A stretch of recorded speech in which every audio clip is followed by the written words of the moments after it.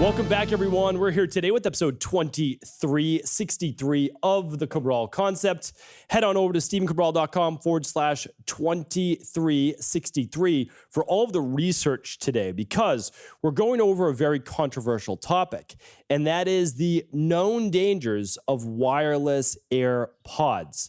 Now, it's not just Apple that makes these particular devices. Any Bluetooth or receiver that is actually inside the ear is what we're going to be talking about here today. So just keep in mind, as technology progresses, there will be more and more devices that, although they may look amazing and they may actually function to such a high level as well, that we sometimes bypass the known dangers that are already out there. This one now has been known about for over a decade. So I want to share that with you today. A lot of people ask, on my podcast when I do all my Zooms, why I use all these wired headsets. And it's not that I'm a conspiracy theorist or anything like that. I go by the science. That's literally what I go by. And because of that, sometimes I have to give up some of the more comfortable things in life, like wearing a pair of wireless headphones while I'm exercising or working out would be way better than me having to worry about hitting a dumbbell or a weight along with this wired headset. So I'm going to give you a couple alternatives today if you do want to stick with a wireless-based device. But more than that, what I really want to share with you is that we know the risk that we're putting ourselves and our children at every single day while we're wearing these wireless AirPods. So I'll keep saying AirPods today, but they're really just wireless headphones. Just think of it like that. And they are more and more dangerous the more they go inside your ear. And the younger the person is that's wearing them, the more danger it is to them. So let's go over this right now. Just instead of speculating, let's actually give you what is going on with these particular studies. And why this is so important is because it's not new research. It's actually already been done. It's been out there for quite some time. So let me just share this with you. In 2011, the World Health Organization, International Agency for Research on Cancer, advised that electromagnetic radiation from wireless devices constitutes a possible human carcinogen. All right, what does that mean? It means that a wireless device used on or near a human being could potentially cause cancer. When you see carcinogen, think cancer, okay? So how does it happen? Well, on ionizing radiation, including extremely low frequency fields, ELFs, called ELFs, used for electricity, and radio frequency radiation, which is RFR, used in wireless communications. This would include the devices that we know them as, which is Wi-Fi, cellular data, or Bluetooth. And all of these things are obviously connected to smartphones. So originally, they tested this with animals, and what they found was that a cell phone or something held close to the head, or specifically on the head, actually can lead to brain tumors and other types of cancer. We know far more about it now. So why does this matter? Well, here's why. What they found was that an inch difference, so obviously if you're watching this on video, or hopefully you're watching, you can watch it right on my website or right on YouTube.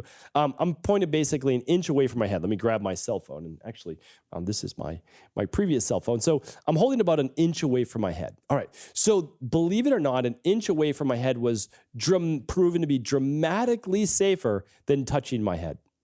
If the phone was within millimeters of touching your head, it became that much more dangerous.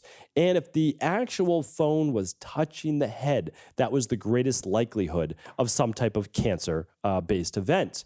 Now, let's flash forward to a device like these headphones. And I have mine right here, which are not wireless, but they're the same AirPod. They look exactly the same, except they have the wire. So now I'm taking this AirPod and I'm actually inserting it, about a half an inch into my ear canal on each side. And the crazy thing is that this acts as a receiver from your phone. So instead of you holding the phone to your head, now you're always holding the phone to your head, but now hands-free, right? That's the benefit. But instead of the phone actually being held to your head, it's held inside your head. That is the more dangerous part. So now if you look, this is probably not a half an inch, but pretty close. It's greater than a quarter of an inch. So it's certainly not touching. It's actually inside of my ear canal, that much closer to my brain, and it actually has more of a frequency as it goes between both AirPods, and I'll talk about that in just a moment, which makes it even more dangerous. So what compounds it as well is the amount of time now. So before, you might be on your phone and you might talk for 10-minute conversation or so, or 5 minutes or 20 minutes, whatever it might be. But people are now wearing these wireless AirPods during their 1-hour workout or all day long. They just never take them out. And again, one more thing that compounds this, and I'll start to get more into the data in just a minute, is that this wireless AirPod sends a frequency to this wireless AirPod, and they actually communicate and talk back and forth. Well, how do you think that they're going and communicating back and forth through these frequencies? It's not over and around your skull and head. It's actually directly through your brain. So it's going directly through your skull, through the brain, and communicating back and forth with each one of these receivers. So I'll come full circle on that in just a moment. But the ill effects were found on different types of radiation that resulted in cancer in animals. So much so that this is a lot of studies now, many of them done in Europe, not in the United States. And 250 reputable scientists from 40 countries around the world signed a petition and sent it in to the World Health Organization and the UN. They were worried, and they saw the dangers and they saw the studies on radio wave radiation, and they saw it on potentially causing cancer. And I have all of this right here. I'm going to link it up for you so you can actually read their appeal. It's pretty interesting. And again, it's all out there for people to read. So I'll link all of this up at stephencabral.com/2363. And so this was called the International Appeal. Scientists call for protection from non-ionizing electromagnetic field exposure. All right. So EMFs. I talked about this in my book, The Rain Barrel Effect. This is one of the top 10 toxins that I talked about. This is one of them, and all of their potential effects. So this is what they wrote. Collectively, we request that children and pregnant women be protected. It's even more dangerous for pregnant women. I'll get to that in just a moment, and children. They are asking for guidelines and regulatory standards to be strengthened to make these devices safer, that manufacturers be encouraged to develop safer technology. Utilities responsible for the generation, transmission, distribution, and monitoring of electricity maintain adequate power, quality, and ensure proper electrical wiring to minimize harmful ground current, meaning the currents that are going into the brain. And these, by the way, are obviously not grounded if you're not using anything wireless. The public should be fully informed about potential health risks from electromagnetic energy and taught harm reduction strategies. Medical professionals be educated about the biological effects of electromagnetic energy and be provided training on treatment of patients with the EMF sensitivity. Governments fund training and research on electromagnetic fields and health that is independent of industry and mandate industry cooperations with researchers. There's just two more. Media disclose experts' financial relationships with industry when citing their opinions regarding health and safety aspects of EMF emitting technologies, and safe zones, which are radiation-free areas, be established. This is really important because not everybody wants to be in the middle of a electromagnetic soup, right? As you walk around, not everybody wants to be bombarded with sensors when they walk in a store, or everything from the fluorescent lights to the sensors to the EMFs to the 4G to the 5G to all of these different things, which collectively really can do a number on the body over time. And it's important because you can't believe every single research study that you see and read, because many of them are funded by the industry itself, right? So believe me, I've done enough research now where I realize that you can pretty much prove anything you want to your side, right? So that's the danger. So I always ask, why is this research being done, and who's actually doing the research? So I'm going to do just two more points, one with children, one with pregnant women. Let's do pregnant first. So prenatal and postnatal exposure to cell phone use and behavioral problems in children. So what they found, and this was done over, pregnancy reached 7 years old. Let me get this for you right here. All right. So in 2008, researchers conducted a study of 13,000 children with behavioral problems. And they asked their mothers essentially to the extent of the cell phone use during and after pregnancy. So the researchers were able to look at a wide scope of people and look for a number of factors to be able to eliminate those outliers. And they found that there was an 80% higher tendency for children to have behavioral, emotional, and hyperactive behaviors after excessive pre- and postnatal cell phone exposure. So really, really interesting there. And there was a lot of statements around that. But you might say, well, what am I supposed to be looking with? Which is, I think, a very good question. So I'm going to share with you some of the most common symptoms in both children and adults. So symptoms seem to be problem focusing. So what you might call ADD or ADHD or executive functioning disorder. We like to put a lot of labels on children and adults as well. Does not be able to finish a task very well, misses deadlines, very easily distracted. They're forgetful. Their short-term memory seems to be a little bit lost. They're easily distracted. I think I just read that. Maybe my cell phone exposure has been a bit high here. And they avoid a lot of the tasks that would be more detailed in nature. And so this is important to look for. Now, does this mean that anyone with those particular symptoms has had cell phone or major EMF exposure? No, not necessarily. But it's at least something worth looking at, because certainly these are all symptoms of someone potentially under a higher amount of stress. And EMF is one stressor on the body. All right. So really, really important that we look at that. The other to note was that children exposed to EMFs seem to be far more sensitive, not in terms of just the symptoms that I shared with you, but actually potentially as a form of cancer. So really important that we don't completely just dismiss this, right? That we start to just think about it, because more and more children that I see, not necessarily as younger than 10 or so, but I see teenagers. I see 12, 13, and to 18-year-olds in high school. So most likely they didn't buy them. Their parents may have bought them for them, actually wearing these AirPods. And again, I don't think the parents, of course, trying to do any harm. They just don't know that this actually exists out there. So a couple more studies on ADHD. EMF radiation is said to generate inward calcium, which leaks basically into the brain. So here's what can happen. So the EMFs can pull calcium from other tissues. It can leak into the brain, and it can actually affect the brain's neurons, which create memory, which are used for everything from movement to thinking, etc. So the leakage stimulates hyperactivity, making one less capable of concentrating on tasks. And that's why I just shared with you some of those symptoms as well. This one was also by Dr. Goldsworthy and talked about the leakage of the cells of the peripheral nervous system. So that's basic. The peripheral nervous system is you taking in stimulus from the environment. And it says in adults, it makes them send false signals to the brain, which results in symptoms of electromagnetic hypersensitivity. So before, we used to dismiss anything like even chronic fatigue or fibromyalgia or anything like that, like, oh, it's all in your head. No, it's not. We know that. And we also know that EMF sensitivity or hypersensitivity is not all in your head either. It's not. So we really, if you're a practitioner, listen to this show, you do need to take into account that those people, your clients or patients that are the most sensitive, are most likely sensitive to EMFs as well. And go back. What I'll do is I'll just make it easy for you. Just head on over to stephencabral.com/2363. I'll link up my previous EMF shows. I'll teach you how to EMF proof your bedroom, which is the most important part. So at least 8 hours a night, no EMFs at all in the bedroom. All right. I have a couple guest podcast episodes with great guest experts too on this. So let me just finish the study. Further exposure could then tip those sensitive over the edge into full symptoms of electromagnetic intolerance. And that's basically by degree, right? It's going from like tendinitis to tendinosis, right? So IBS, irritable bowel syndrome, to irritable bowel disease. It's like, it's just taking something that's like symptomatic at the moment to then making it chronic. And now we just put it at intolerance or disease, right? A dis-ease of the body and imbalance of the body.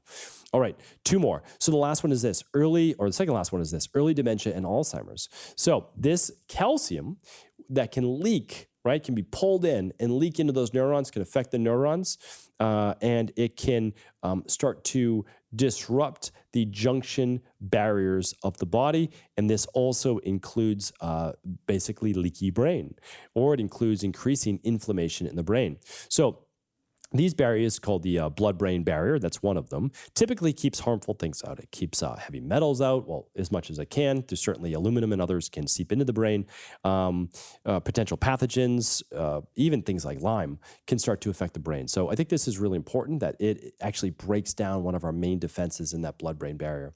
All right, the last one, which is, I think, really common. I just see this in people so much in my practice, and it's not the only reason why, but AirPods, I do think, is increasing the sensitivity of tinnitus. Tinnitus is essentially ringing in the ears. It does affect like 2 out of every 10 people, so about 20% of all people.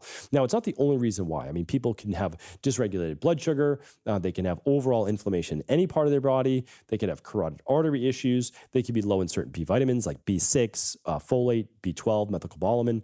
So there's certainly magnesium. There's certainly other reasons why people have tinnitus. You can just go to stephencabral.com/podcast, type in tinnitus at 2 N's, and you'll be able to find those shows as well. But for sure, we're seeing a rise in tinnitus-based cases with more and more people using Bluetooth headphone devices such as AirPods. And by the way, like I'm the biggest supporter of like Apple products out there.